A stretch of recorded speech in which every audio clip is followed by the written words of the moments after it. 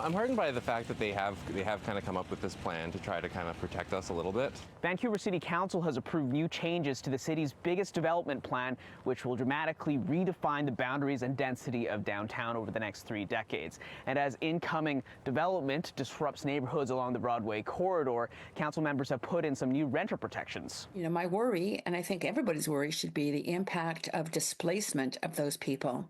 Council passed the Broadway Plan 2 years ago to add more housing and increase density in the neighborhoods along Broadway, an area that's been called the city's second downtown.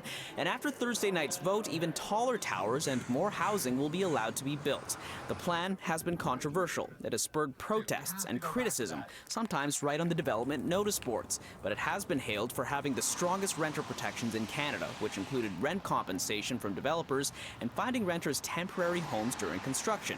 Green Councillor Adrian Carr put forward motions on Thursday to make sure more renters could benefit. There was a period of time when after an area or a site has been rezoned until the development permit, where tenants aren't protected. The motion called for making sure that those tenants were eligible for protection, that they weren't moving out. Sometimes buildings really do empty out quite quickly when people know that it's going to be coming down. The second big protection that staff are now looking into is making developers post bonds with the city so that renters can still get their rent topped up, even if the developer somehow can't make good on their legal obligations to protect tenants. A longtime renter in Mount Pleasant says he's comforted by the protections, but moving would still be stressful and comes with numerous unknowns.